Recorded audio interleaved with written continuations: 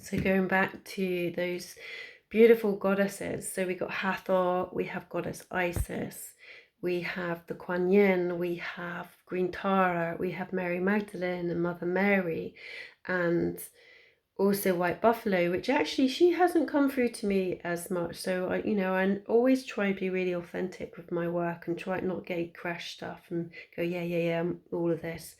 But I know she'll come through at some point in this, and but it was just showing that Sophia, the rose lineage with Venus and Earth, the sacred rose, that is the blue diamond rose, which is soul consciousness embodiment. All of this, I feel, is that the more we do this work as women, the more we reconnect to the pureness that we are, we will be creating this new foundation upon which humanity will come from. And from us, how it affects us individually, it's going to help our nervous systems. It's going to help us find our inner safety to make choices that align to us, what serves us and our desires, and breaking free from the victim, the martyr, the disempowered, the helpless, the hopeless, the people pleaser, to keep the peace, the sacrificing of one's own. And and money will be a huge thing, like how women have never felt they probably could take on large investments. 1975 was when women in the UK could actually get a mortgage without a man. This is huge. This is still in our lifetime. This is still in our DNA. This is huge, and we're having to really move through these patterns and to actually recognize that money is feminine, and to own it and to harness that, and to be in the flow and the grace of it and the joy of it. This is the huge things that we're having to shift. And I have felt like hugely like a bit bloody miserable today for lots of different reasons, but just like a hard like melancholy that I couldn't quite shift. And after this meditation, I was like, oh wow, okay, now I feel it. I do want to get up and move and stuff to help my body just shift this, but it's like, okay, I have just dropped into something very pure, and this just completely shifts. I mean, your womb connects up into your mind through the vagus nerve. Okay, so there's direct communication there, and let's face it, there's going to be neurons down there. They might have not discovered that right now, but they will find that, because they found that in the heart. And actually, the fact that menstrual blood is stem cells, it creates life. I mean, no shit, Sherlock, of course it's going to. But these things are being revealed, and us women have to start to get there before science tells us how great we are. We need to honour that and recognise how bloody amazing we are already. And so I just wanted to share that, and how we can really self-regulate and soothe ourselves by connecting into the womb, into the power that we are. And the most other beautiful thing that got shown to me was, because Mother Mary was with me earlier, about choosing peace, healing the feminine line, letting go of the right to fight, to know your truth, to always think you're right, or try to have to really push that, because that can be exhausting if people aren't wanting to listen. And just now, she revealed her name to me.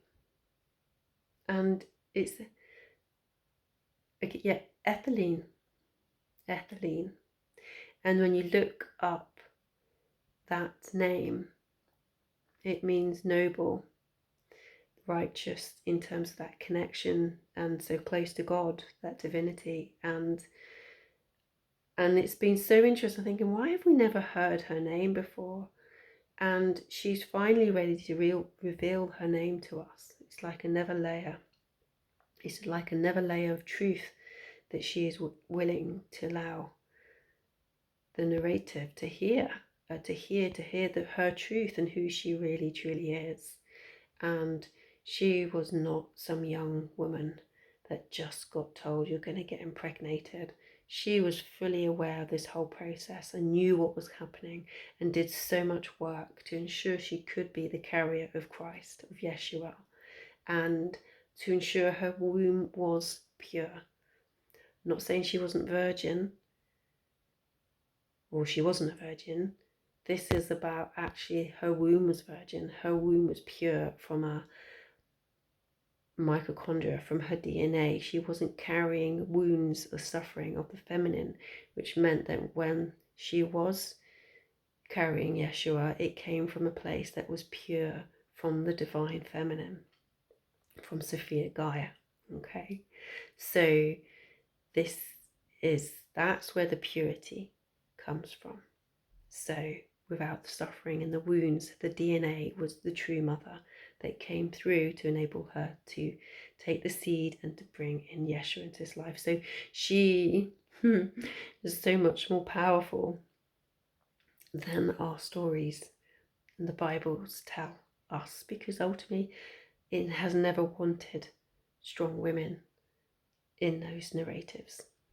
And the divine feminine is rising, and unapologetically, and we embody that now.